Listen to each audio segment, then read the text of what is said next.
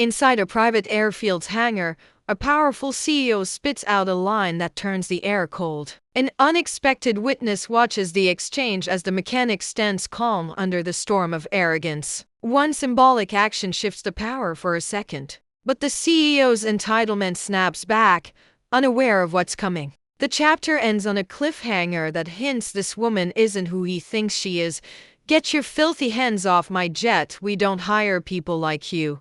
The echo of his voice slices through the hangar's metallic belly. The roar of engines outside is nothing compared to the hush that falls inside when Martin Grayson, CEO of Grayson Aerodynamics, strides in wearing his tailored suit like armor. His voice drips with the certainty of a man who has never been told no in his life.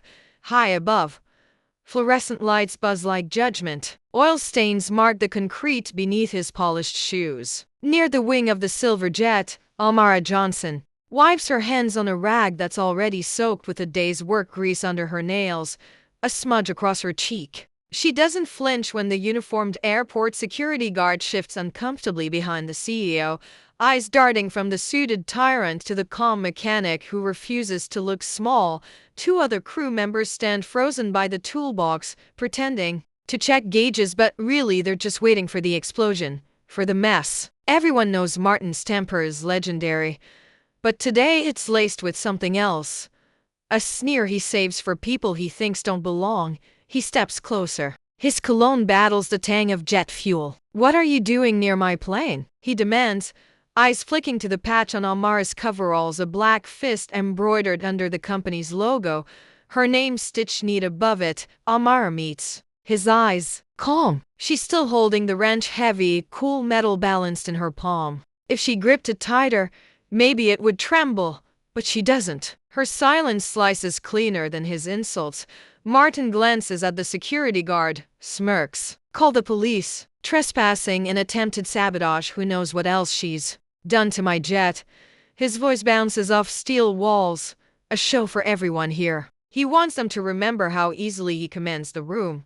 "Sir," the guard tries, but Martin cuts him with a wave. Almara sets the wrench down on the wing. The soft clang echoes louder than his shouting. She reaches into her back pocket, pulls out a folded sheet of paper, oil-smeared but official. She flicks it open with her thumb, holds it up just enough for him to see.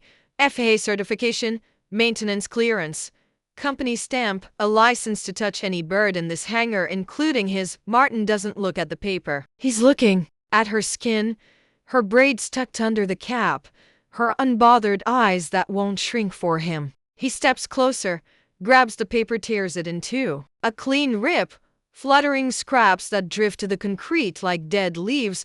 Gasps flicker in the rafters. The other crew members step back a little, pretending to busy their hands, but really, they're hiding their second-hand shame. Almara tilts her head. The silence between them is heavier than the engine she just rebuilt. She bends down, picks up one torn half of the license, folds it again, slips it back in her pocket. No rush, no anger, only the quiet crackle of something about to ignite. Martin snorts. "People like you think a piece of paper makes you equal. Newsflash, this is my jet, my airfield. I don't want you here. I don't trust you here." The security guard clears his throat, sweat beading at his collar. "Sir," with respect, Martin spins. "Did I stutter? Do your job, or you're next."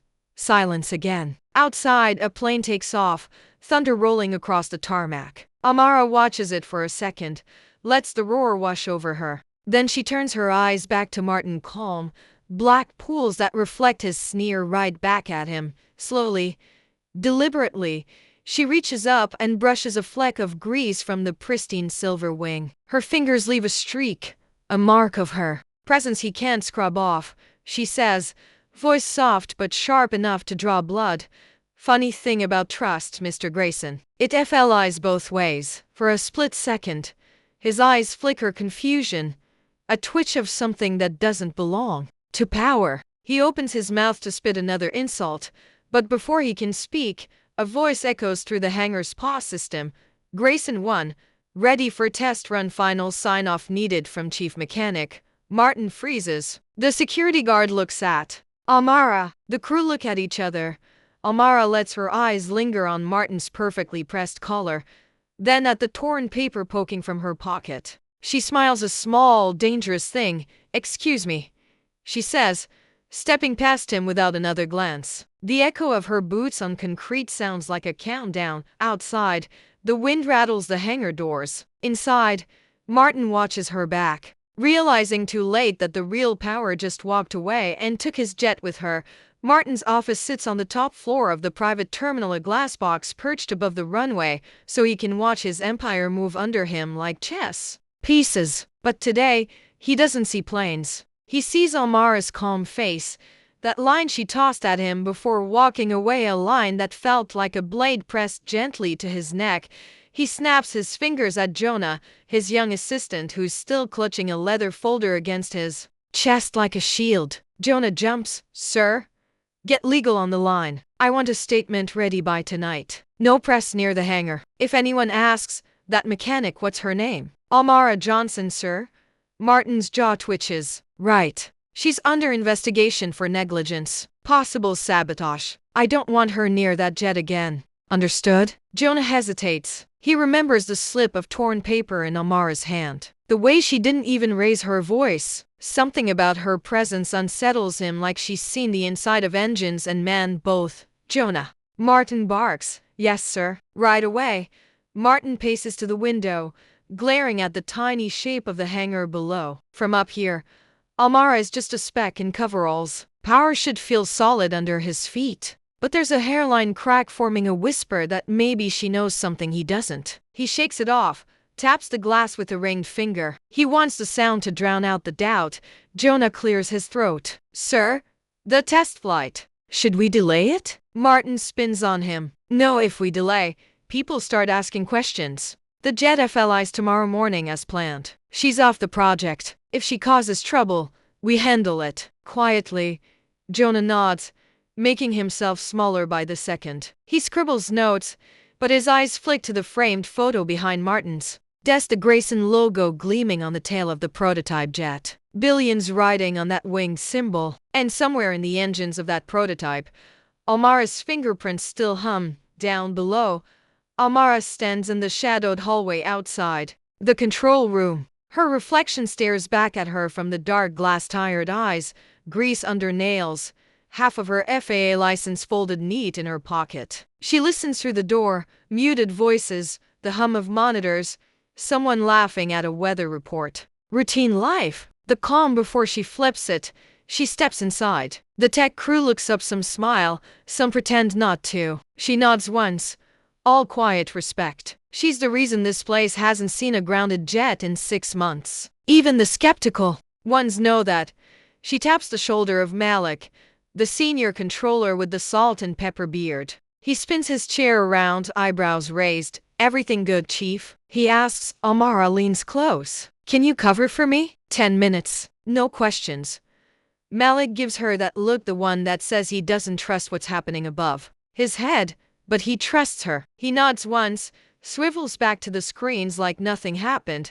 Almara slips into the staff break room down the hall. Dingy couch, stale coffee smell, a humming soda machine that rattles coins when the AC kicks in. She pulls out her phone, breathes out once. Her thumb hovers over a name in her contacts. She presses call, a ring, then another, then a click. "Thought you'd never use this number again," says a voice, deep, warm, edged with surprise. Almara sinks onto the arm of the couch, glancing at the door to make sure it's closed. "You said if I ever needed a hand." The voice chuckles. "Grayson giving you hell?" She picks at the grease under her nails, black crescents against brown skin. "Worse. He's about to fly that jet with a fuel line I told him to replace. He ignored the sign-off. He called the cops on me instead." A hiss of breath on the other end. "You want this public?" Almara smiles, small, dangerous. The same smile she gave Martin before she walked away. "Not yet. Not my style. I want him to know what it feels like to beg." Silence hums between them. Then the voice says, "You got it. 10 minutes, and you'll have eyes everywhere." Almara ends the call. She slides her phone back in her pocket, stares at the buzzing soda machine. She feels her heartbeat slow, not calm exactly, but anchored. She's been the ghost in this hangar for too long. Today, she becomes the storm. She stands, wipes her palms on her coveralls, and steps back into the hallway. Malik catches her eye from the control room, gives a tiny nod. The routine hum returns: weather reports, checklists, coffee mugs clinking. Nothing looks different, but something is different. The crack in Martin's empire just widened, and Amara's hands are steady on the wrench that will pry it open. Martin sits behind his massive mahogany desk, a fortress of glossy wood and glass trophies that gleam with his name. His phone screen glows with a dozen tabs open: news sites, private messages, a growing list of emails marked urgent. The headlines aren't front page yet, but they're slithering through niche blogs and private forums. Anonymous whistleblower claims maintenance protocols ignored at Grayson Aerodynamics. A single line, buried in a midnight tweet, race shared by pilots who know enough to smell smoke where there's fuel. Martin stabs the mute button on his speakerphone. The legal team drones on without him. He knows the taste of rumor: metallic, bitter, hard to scrub off once it's out. He imagines Amara's calm face. He imagines her telling some tabloid hack that he's incompetent. His hands clench into fists on the polished surface. Jonah stands near the door, shifting from foot to foot, clutching a printed statement like a lifeline. "Sir, if we get ahead of it now," maybe Martin's eyes flick up, razor sharp. "We don't get ahead by showing fear. We deny." Silence works. No one cares what some disgruntled mechanic says. "She's gone. Done." He stands suddenly, pushing the leather chair back so hard it bumps the cabinet behind him. He crosses to the window, the whole runway laid out in front of him again. The jet sits there, his jet sleek, waiting to cut through the sky tomorrow. Like a blade, his legacy humming inside a shell of aluminum and secrets. Behind him, Jonah's voice is cautious. "We could invite the press, give them a tour, prove everything's normal." Martin barks a short laugh that bounces off the glass. "Normal? You think I'm giving vultures a sniff at this place? No, this stays in-house." He spins around, eyes boring into Jonah's skull. "And you're drafting a new statement. One that makes her look unstable." She threatened the jet, tempered with the logs. "Spin it however you want, make it stick." Jonah's throat bobs as he nods. "Yes, sir." Martin sits back down, tapping the glass desktop like a judge passing sentence. He imagines tomorrow's test flight slicing clean through rumor. One perfect takeoff, and everyone will forget the name Amara Johnson. Just another invisible wrench turner, faceless, powerless. Meanwhile, in a quiet corner of the staff break room, Amara sits cross-legged on the same couch she called from last night. A stale cup of coffee grows cold on the floor next to her boot. She doesn't drink it. She doesn't need caffeine. She runs on something sharper: patience. Her phone screen glows with the leaked screenshots, retweets, low-res images of maintenance logs she never meant for the public to see. But once the first crack opens, the flood finds its way. A text pings. "You seeing this?" It's from the same number she called before. She types back, "I see it. Let them sweat. Keep it soft for now." The reply comes quick. "Roger that. Soft storm." She smiles, a small curve of lips. Gone in an instant. Outside, Malik leans in the doorway, arms folded. He's watched her since she joined, the way she worked double shifts, the way she slipped through rooms like a rumor herself. Now she sits here like she owns every secret bolt on that $1 million bird. "You really gonna push him that hard?" he asks quietly. Amara lifts her eyes. "He thinks this is a leak. It's just a drip. He called me a saboteur. Maybe he's right. But I'm not hurting that jet. I'm hurting his certainty." Malik whistles under his breath. "You know, if this goes sideways, they'll bury you. Police, press, lawyers, rich folks know how to cover a body with paper." Amara shrugs. "They buried me the day I started here. Only difference now, I get to choose where I stand." Malik studies her face. No cracks, no fear. Just the same calm that rattled Martin's bones. "Well, if you need an extra pair of eyes on the floor tonight," Malik says, tapping his temple, "I'm your ghost." She nods once, gratitude folded into silence. They don't say thank you. They don't have to. Back upstairs, Martin sits alone now. Jonah's gone to feed the lawyers another version of his lie. The glass office feels too wide, too open. He can't find a corner where Amara's calm doesn't echo. He pulls out his phone, Scrolls his contacts. He finds one labeled Director Hayes, local law enforcement's old golf buddy. He hesitates, thumb hovering. He hates asking for help, but hate tastes sweeter than fear. He taps call and listens to the ring. Hayes, it's Grayson. I need to talk about trespass charges. And maybe sabotage. Outside the window, the prototype jet glints under the hangar lights. Inside, Martin's voice lowers a man threading poison into a system built to protect him. But somewhere below, Almara's shadow slides through the corridors, carrying a truth that's heavier than all his silence combined. The hangar hums at night like a sleeping giant, shadows stretched long under flickering work lights, oil drums stacked against corrugated walls, tool carts left half open like forgotten secrets. The silence here is different after hours. Heavier, more honest. No shouting CEOs, no stiff-backed security, just a whisper of metal and memory. Almara slips through the side door, badge tucked deep in her pocket, hood up against a chill that seeps in through the gaps. She moves like she belongs here because she does. Her boots trace the same concrete path she's walked 100 times, hands brushing cold metal she knows better than some people know their own skin. She pauses at the wing of the jet Grayson won, his pride and obsession. The silver body gleams under a single hanging bulb, half its skin open like a ribcage waiting for her hands. Her father's voice echoes through the hangar walls, gravelly, warm. You treat the engine like a heartbeat, baby girl. Miss a pulse. You bury a man. She shakes the thought off, but it lingers anyway. Tucked in her chest next to all the things she won't say out loud, she slides her flashlight from her back pocket, clicks it on. A thin beam cuts through the dark, dancing over rivets and seals. She kneels by the landing gear first, fingers trailing the hydraulic lines. Checks the fuel feed she flagged in her last report, the same one Martin ignored when he ripped her license in half. And no sign of tampering. No sign of a fix either. He wants this bird to fly half broken just to prove he's right. She grits her teeth, tracing the fuel line up into the belly. The chill seeps through her coveralls and into her bones. She pulls herself onto the service platform, crawls under the wing. Up close, the jet feels alive, warm metal still breathing out heat from the tests earlier. She listens. The tick-tick of settling metal, the hush of her own breath, the soft thump of her heart in her ears. Then she sees it. A patch of duct tape, cheap, the wrong color, slapped over a junction valve. Sloppy. Not her work, not Malik's. Someone wanted to hide something, not fix it. She peels the tape back with careful fingers. Underneath, a tiny crack in the valve housing. Barely a hairline, but enough. Fuel could leak, pressure could drop midair. In the best case, an emergency landing. Worst case, a fire. She feels her pulse pound in her fingertips, a setup. It's obvious now. Martin didn't just want her gone, he needed a scapegoat when this blew up. If that jet goes down, his story writes itself. Disgruntled mechanic, incompetent, dangerous. He wins again.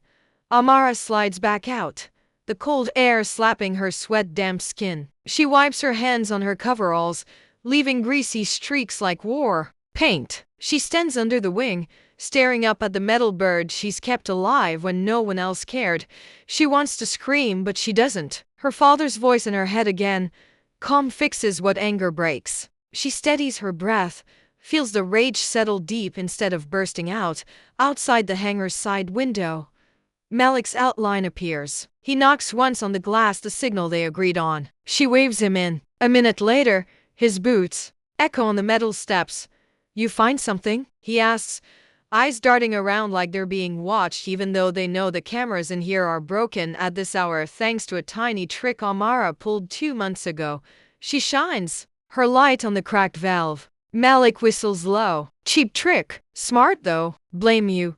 Keep his jet untouched. Almara nods. Tomorrow morning that plane takes off. This crack gets a chance to talk. And it'll speak my name if I don't stop it. Malik squints at her. You gonna fix it? She shakes her head slowly. Not tonight. If I fix it now, he'll find another way. I want him to know I found it. I want him to see the sabotage he paid for. She digs into her pocket, pulls out her phone, snaps 3 clear photos, the crack, the tape, the valve serial number. Evidence. Truth in pixels. She sends it to her secret contact with one Line. Ready when you are. Malik wipes a bead of sweat from his forehead, though the hangar is cold. You sure about this? You're poking a big bear. Almara pockets her phone, slides her wrench back into her belt. I'm not poking him. I'm cutting off his claws. For a moment they stand there, the jet humming its soft sleep song above them. Malik pats the wing like a loyal dog. Bird deserves better. Almara's eyes flash. And it's gonna get it. They slip out the side door again, shadows swallowed by the dark, but tonight the dark belongs to them. Somewhere in the belly of Grayson's kingdom, a heartbeat waits for the dawn, and Almara's hands are ready to make it speak. The sun creeps over the runway like a spotlight searching for a secret. Martin stands at the edge of the tarmac, flanked by two stone-faced security guards, tie knotted so tight it bites his throat. He wears his grin like a mask carved from marble, flawless until you look too close. Behind him, the Grayson one gleams under fresh paint and hurried polish. The investors line up near the roped-off area, half awake in crisp suits, murmuring about takeoff times and stock prices. A local news van parks by the gate, antennas stretching into the pink morning sky like curious fingers. Martin turns to Jonah, who's clutching a clipboard like it might save him from drowning. Any sign of her? Martin asks, voice low. Jonah shakes his head. Security's sweeping the hangars. If she shows up, we'll escort her off the property. Martin laughs, a dry crack in the humid dawn. Escort. She's lucky if that's all she gets. After today, she's gone. Nobody remembers mechanics when the jet FLIs. He squares his shoulders as the lead investor. A silver-haired man with a handshake like a vice approaches. Cameras shift to catch the moment. Martin Grayson, innovator, visionary, king of steel birds, Mr. Grayson. The investor booms, his voice bigger than the small talk he offers. Your prototype looks impressive. Any truth to these maintenance rumors? Martin clicks his tongue, easy smile returning like a magician's trick. Fake news. Disgruntled staff. The engine's solid. The flight plan solid. You'll see for yourself. The investor nods, scanning the plane's sleek lines. Good. Our board's ready to sign off on the next round of funding, assuming your bird stays in the air. Martin's smile strains at the edges. It'll fly. You have my word. Near the fence line, Almara watches from the shadow of a cargo truck. She's dressed in fresh coveralls. No company patch, no badge. Just her invisible until she decides otherwise. In her pocket, her phone, full of photos of the cracked valve, the sloppy tape, the part numbers that match the plane. Behind Martin's polished lie, beside her stands Malik, his coffee cup steaming in the morning chill. He sips, glances at her. Still time to pull back, you know. Almara smirks, eyes locked on Martin's plastic grin. You ever see me pull back? Malik chuckles, tossing the empty cup into the truck bed. Didn't think so. She checks her phone again. A new message blinks from her anonymous contact. Press pass secured. Watch for the mic. Almara's eyes dart to the news van. A young reporter's soft face, sharp eyes adjust her microphone near the rope line. She catches Almara's stare for half a second, then turns back to her cameraman on the tarmac. Martin claps his hands. Ladies and gentlemen, he announces, voice booming to the small crowd. Today you'll witness the future of private aviation. Grayson 1 will complete a flawless test circuit, and when it lands, so does your next investment. Polite laughter. Nods. Phones recording. The pilots climb into the cockpit, helmets gleaming under the sun. The jet's engines cough awake, a deep metallic growl rolling across the asphalt. Jonah stands just behind Martin, tablet open, pretending to track diagnostics. He wipes sweat from his upper lip with his sleeve. He knows about the crack now. Saw the photos Malik accidentally dropped in the break room. He tried to warn Martin again before dawn, but got shut down with a snarl. Now he watches the prototype shudder as its turbines spool up. He wonders if this is how kingdoms rot, not with a bang, but with one hidden fracture. The young reporter steps forward, mic raised. Mr. Grayson, can you comment on the whistleblower claims? Sources say a sabotage investigation is underway. Martin's smile holds, but his jaw flexes beneath it. Baseless gossip. The jet's airworthy. Watch it fly, that's the only answer we need. Almara's phone buzzes. A new text. He took the bait. Your turn. She pockets the phone, steps away from the truck's shadow. She moves past the fence, past the blinking security guard too busy watching the engines roar. She stops at the rope line, just behind the circle of cameras. Martin sees her for half a heartbeat. His grin cracks. The mask slips. But then he turns back to the jet, raising his hand to give the signal. Amara lifts her voice just enough to reach the mic. "Mr. Grayson, mind if I show them what you covered up?" Head swivel. The investor's turn. The reporter spins, mic swinging toward her like a hungry eye. Jonah's mouth parts. He wants to vanish into the concrete. Martin's eyes flick from the cameras to Amara. A snarl curls at the edge of his lips, but he can't spit it out. Not here. Not yet. Amara pulls her phone from her pocket, lifts it high, photos shining clear under the dawn sun. Cracked valve, tempered tape, serial numbers. She smiles, calm, sharp, the same blade she pressed to him in the hangar. "This bird won't fly on your lies, Martin." Behind her, Malik folds his arms and lets the storm roll in. Engines roar. Cameras click. Amara's phone screen glows bright in the morning glare, showing the tiny crack that could have torn metal apart 30,000 feet in the air. The photos hover over Martin's polished lie like a storm cloud ready to burst for one frozen second. The entire runway holds its breath.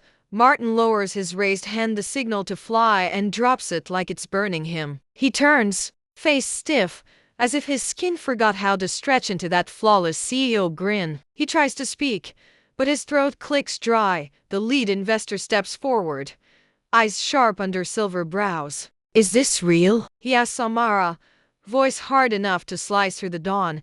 Amara doesn't look at Martin. She keeps her eyes on the investor, her calm steady, her shoulders squared like an unshakable wing spar. "Check the valve housing yourself. I tagged it. Duct tape, crack, same serial number." His own maintenance logs show I flagged it a week ago. A murmur rolls through the investors like wind through dry grass. One of them pulls out a phone, whispers to a junior analyst. Jonah stands frozen, tablet limp in his sweaty hands, eyes darting between Martin and the truth glowing on Amara's screen.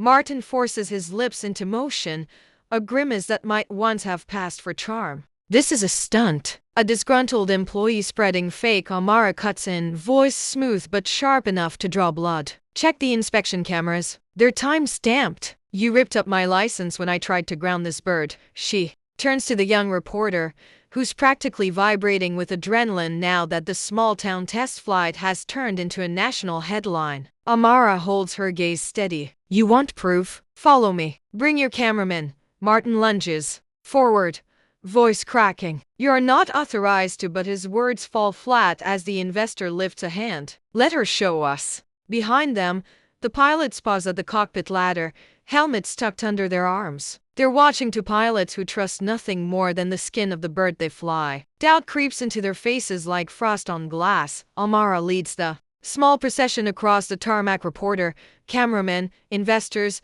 and Jonah trailing behind like a ghost clutching his tablet. Martin stalks at the rear, face locked in a mask that looks more corpse than king now. Inside the hangar, the hum of generators and the cold echo of steel greet them. The jet looms overhead, belly open under harsh work lights. Amara climbs onto the service platform, beckons the cameraman closer. The lens zooms in as her fingers find the patched valve.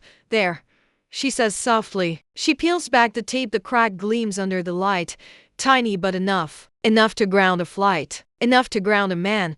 The cameraman breathes a soft curse. The reporter glances back at Martin, her face hungry with questions. "Mr. Grayson, did you authorize this repair?" Martin's mouth opens. Nothing comes out. Jonah shifts his weight, throat bobbing as he fights to breathe. Amara stands above them on the platform, grease on her hands, calm in her eyes. "You all trusted him to fly you into the sky," she says, voice steady, carrying through the vast steel ribcage of the hangar. "He trusted a roll of tape to keep you alive." The investor rubs his temples, muttering something to his assistant. The pilots exchange looks that say more than any press statement ever could.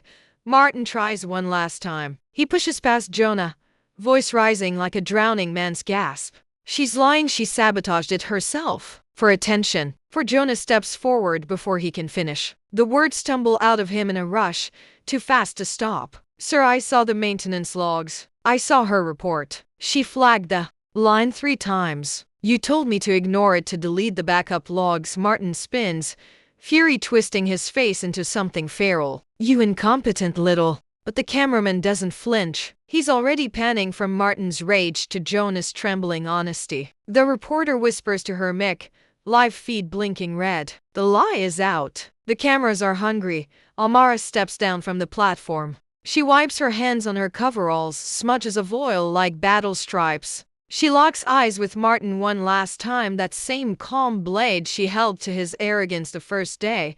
You grounded yourself, Martin, she says. Just loud enough for the camera to catch. Just soft enough to feel like a verdict outside the hangar. The jet's engines spin down to silence the roar, replaced by the hiss of a career punctured by truth. The investors drift away, whispering into phones. The pilots pack up their helmets. Malik appears by the door, arms folded, nodding once when her eyes find him. Jonah stands frozen, tablet dangling by his side. Amara steps close, rests a hand on his shoulder. You did right, she says, her voice dropping low so only he hears. He nods, tears balancing on the edge of lashes. He's too scared to blink away.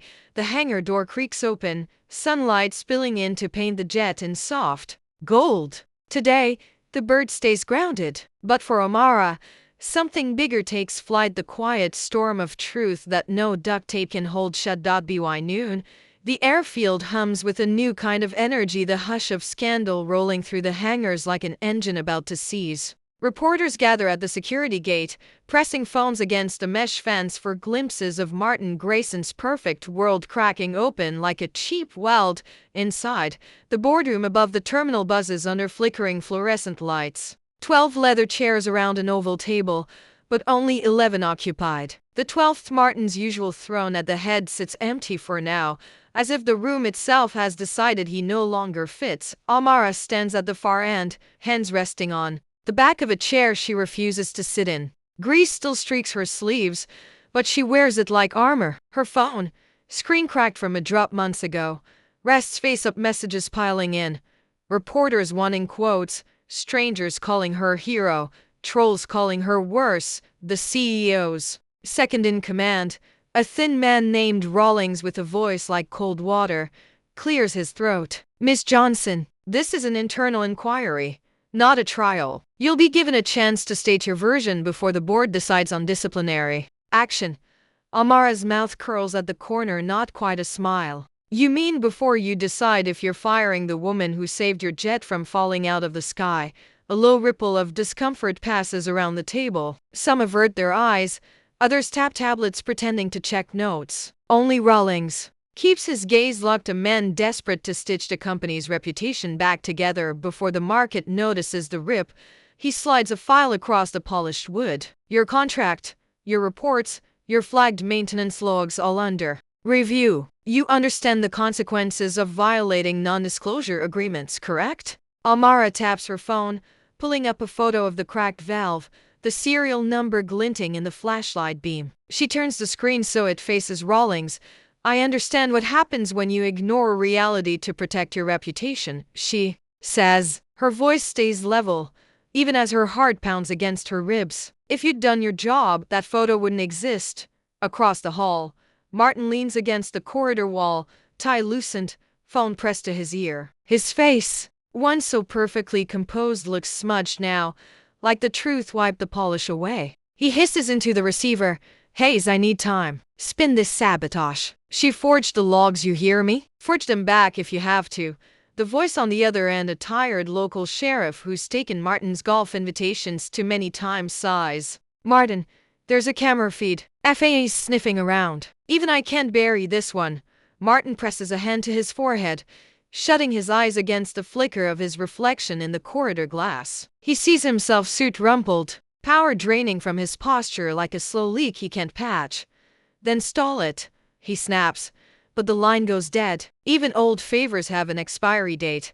Back in the boardroom, Rawlings clears his throat again. Miss Johnson, this company has options. You could sign a quiet settlement, walk away with a generous severance. We issue a joint statement. Everyone keeps their jobs, their money, their dignity, Amara's laugh rings sharp against the glass walls. Dignity? Martin tore up my license in front of half the hangar. He called the cops on me for doing my job. I'm not signing anything. That leaves him in that chair.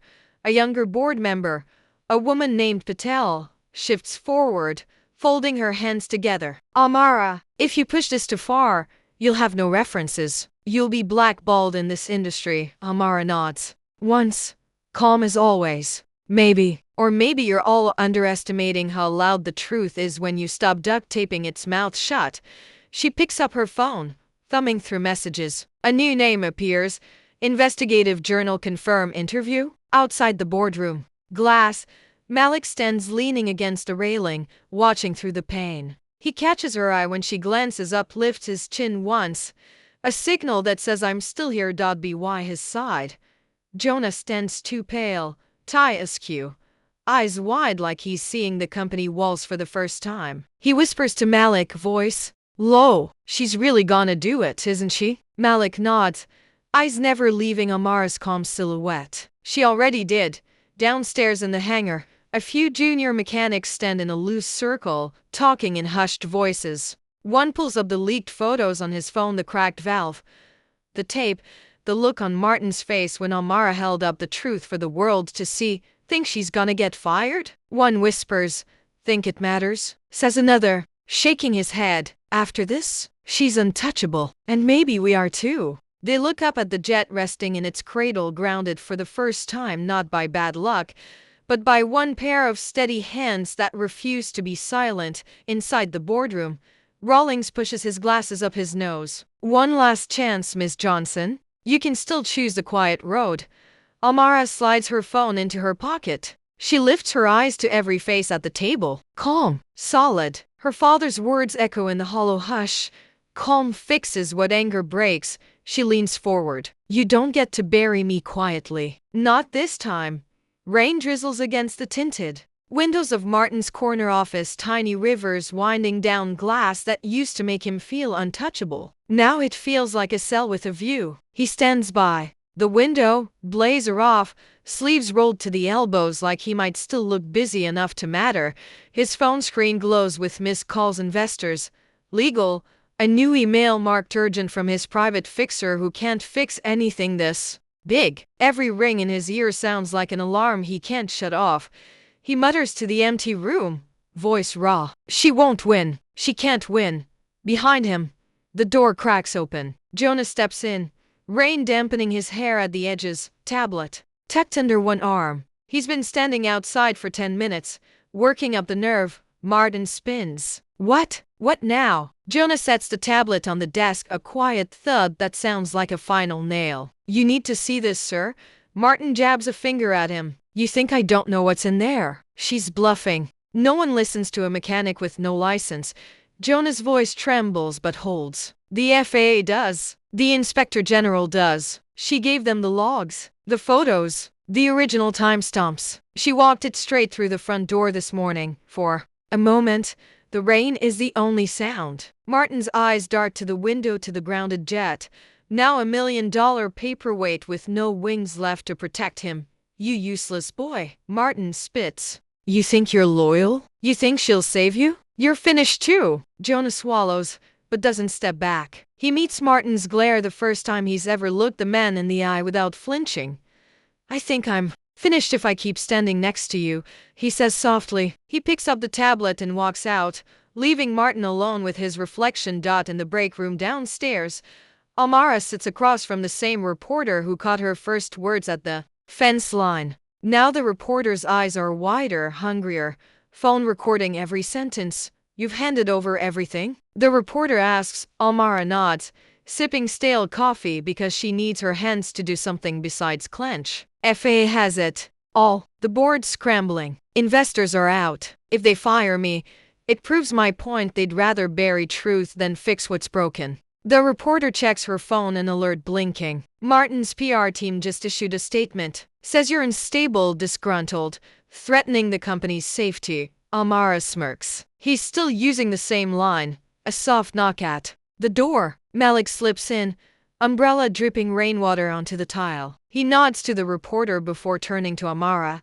You're all over the news, Chief, he says. Local, national. Even the pilots' union wants a word. Says they're backing a full investigation. Amara's breath catches for a second, not fear, but a strange relief that tastes almost like hope. She wipes a drop of rain off Malik's shoulder. I can't pay you for all this extra security, you know, he snorts. You already did. You made it worth standing here. In the hallway, Jonah leans against a vending machine that hums like it might short circuit at any second. He watches the news feed play on his phone. Amara's photos, her voice, the reporter's urgent commentary about systemic negligence and whistleblower retaliation. He thinks of all the times he stayed quiet, telling himself he was just an assistant. That real choices belong to men like Martin. Now he sees where silence gets you, standing alone in a rain-soaked office while the storm you built eats you alive. He pulls out his phone, hesitates, then dials a number buried deep in his contacts. The line clicks, and a soft voice answers, the FAA investigator Amara trusted first. I have copies of the deleted logs, Jonah says before he can lose his nerve. Grayson ordered me to scrub them. I want to turn them over with a statement. The investigator's voice is calm, steady. Understood. We'll protect you under whistleblower law. Jonah closes his eyes, lets the truth settle on his shoulders like a cloak he should have worn long ago. Back upstairs, Martin paces like a trapped animal. He snatches up the framed photo of the Grayson one's first blueprint, a neat sketch from a cleaner time when people still called him a genius. He wants to smash it, but his hands shake too much to hold on. A new ping on his laptop screen. Board meeting, emergency vote. He knows what's coming. He knew it when Amara walked away that first day with her torn license and calm eyes. He tries to speak, to shout at the empty room, but the words die in his throat. He's the king of a paper throne, and the paper is soaked through. Outside, the rain lifts for a moment, sunlight breaking through low clouds. Amara stands by the hangar doors, Malik at her side, Jonah stepping up to join them. Three silhouettes in the soft gray light, the ones who chose the wrench and the truth over silence and shame. Amara slips her phone into her pocket, shoulders back, eyes fixed on the runway. There's no engine roar now, no metal bird to carry her name away. This time, she's the one taking flight, and no one's calling the cops to stop her. The evening news paints the skyline in static and scandal. Local anchors stand outside the gates of Grayson Aerodynamics, raincoats flapping in the wind, mix catching every whispered rumor that slips out from behind the hangar doors. In a downtown bar, two mechanics from another airfield lean over cheap beers, watching Amara's face replay on a dusty TV bolted to the wall. The cracked valve, the tape, Martin's frozen grin. It loops again and again while the ticker scrolls. CEO under investigation for safety cover-up. One mechanic lifts his glass to the girl who didn't shut up. His buddy clinks back to the bird that didn't fly. Back in the hangar, Amara sits alone for the first time all day. The lights overhead hum low, the smell of oil and old coffee clinging to the silence. She scrolls through her phone, messages piling up like driftwood on a rising tide. You're brave. They can't shut you up. Tell us how to help. She thumbs through each one, heart tight in her chest. She never wanted to be the face of anything, but silence is a weight she refuses to carry anymore. Footsteps echo on the concrete. Malik appears, carrying 2 cups of coffee so hot the steam curls around his knuckles. He sets one down in front of her and settles onto the tool bench. You good? He asks. Amara watches the swirl of steam. No, but I'm ready.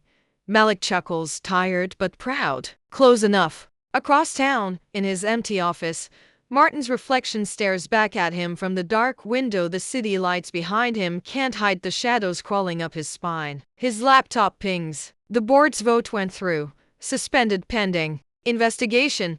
Suspended, a word that should feel temporary, but Martin knows it isn't. Not when investors are gone, the FAA circling, and the press wants blood. His hand trembles as he picks up the photo of his first jet design, the sketch he bragged about in every interview.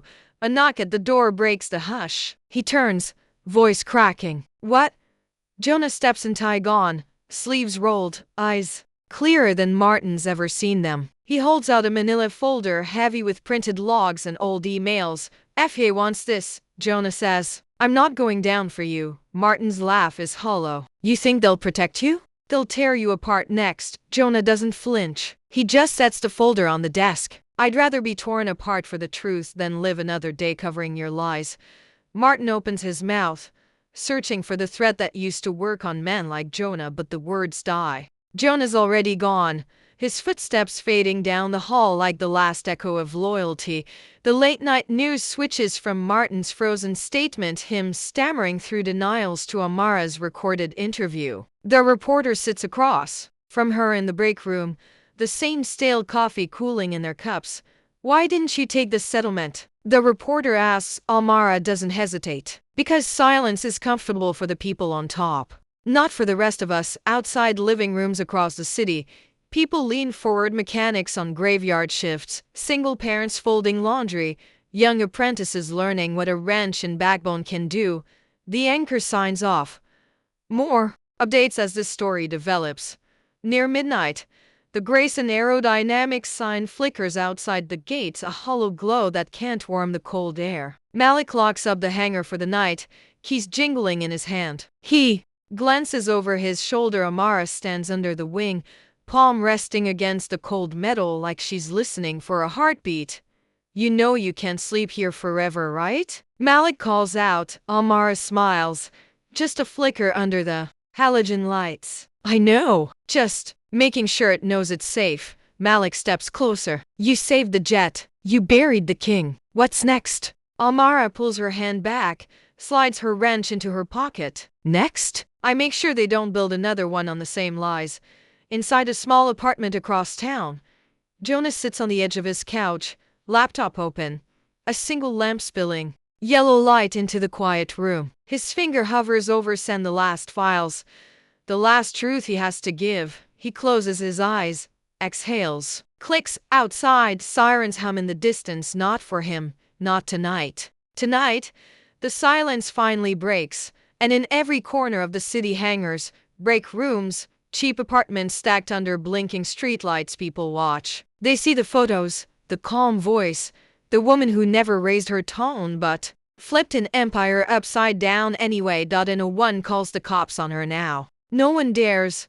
The dawn is soft and cold when Martin Grayson's kingdom finally collapses. A single line of black cars pulls through the gates of Grayson Aerodynamics, headlights sweeping across puddles from last night's rain. Inside the lead car, two federal agents sit in silence, papers in hand, verdicts written in ink that Martin's money can wash away. In his office, Martin stands staring at the blueprint that made him famous. It's framed on the wall behind his desk, but today it looks small, childish, a sketch drawn by a man who forgot that steel and trust are welded together, and one fracture ruins both. When the knock comes, it's gentle, polite, almost kind, as if mercy still has room in this cold room. He doesn't turn when the door opens. He just watches his reflection in the window, the glass holding his face like a fading ghost. Martin Grayson? The taller agent steps forward, voice calm. You're under investigation for fraud, obstruction, and reckless endangerment. We need you to come with us. Martin's mouth twitches. He wants to say something sharp, to bark for his lawyers, his board, his guards. But they're gone now. His kingdom is empty. The paper throne has burned to ash. He lifts his hands, smooths the sleeves of his rumpled shirt, and nods once, the tiniest bow of a man who knows the ground beneath him is gone. Across the city, the hangar hums with quiet energy. The grounded jet still sits under open panels, cables snaking out like veins waiting for new lifeblood. Amara stands beside it, wrench in hand, tightening the last bolt. She loosened herself when no one was watching. Malik leans against a stack of crates, sipping coffee that's already gone cold. He watches her work, the same steady hands that turned a sabotage into salvation. You know, he says, voice bouncing off metal ribs, most people would take a vacation after blowing up a CEO. Amara smirks, not looking up. Vacation's not my style. He pushes off the crate, steps closer. FAA wants you to testify next week. They'll strip his license. Maybe jail time. Amara wipes her hands on a rag, grease streaking her palms like metals. Good. But it's not just about him. It's about every hangar like this, every taped over valve, Every silent nod when the boss says, "Let it fly anyway." Malik studies her face, the same calm, the same stubborn flame. "You think they'll listen?" She drops the rag, lifts her eyes to meet his. "They're already listening. And I'm not the only voice anymore." In a nearby classroom at the Flight Tech Training Center, a cluster of young apprentices lean over a tablet, watching Amara's interview for the 10th time. One kid, grease under his nails, rewinds the clip where she says silence is comfortable for the people on top, not for the rest of us. They nod to each other, a silent pact between kids who know the hum of engines better than the sound of their own doubts. Today, they see someone who looks like them, talks like them, refuses to shut up like them. Jonah stands in front of a crowded press room, papers in his shaking hands, his own statement. His voice cracks once but finds its steel halfway through. He talks about the logs Martin buried, the orders he was told to follow, the fear that kept his mouth shut for too long. When he finishes, cameras flash like lightning. Reporters swarm him with questions, some gentle, some sharp. He answers everyone, voice steady now. He's not invisible anymore. He's not Martin's ghost. Outside the hangar, Amara steps into the sunlight. She pauses at the chain link fence where all this began, where Martin's words, "We don't hire people like you," first tried to shrink her into silence. She remembers the look on his face when she held up the truth for the world to see. That moment, his kingdom cracked. She grips the fence, feeling its cold bite on her palms, then lets go. She's never needed permission to cross lines anyway. A rumble rolls overhead. She lifts her eyes. Not the Grayson one, that bird staying grounded until someone honest gives it wings again, but another jet tracing a clean white line across the blue. She watches it until it disappears into sunlight. Malik steps up beside her, hands in his pockets. "So what now, boss?" Amara smiles. Not the polite smile she gave Martin, not the tired grin from the break room, a real one, wide and soft, the kind that cracks the sky open. "Now," she says. She glances back at the hangar, where young hands keep working. Jonah's voice keeps echoing, and silence has no place left to hide. Now the sky belongs to whoever's got the guts to fix it. She pats Malik's arm once, then steps away toward the hum of engines, the spark of metal under lights, the sound of a kingdom rebuilt not on silence, but on truth, louder than any roar a jet can make. Above her, the sky waits wide open, hers.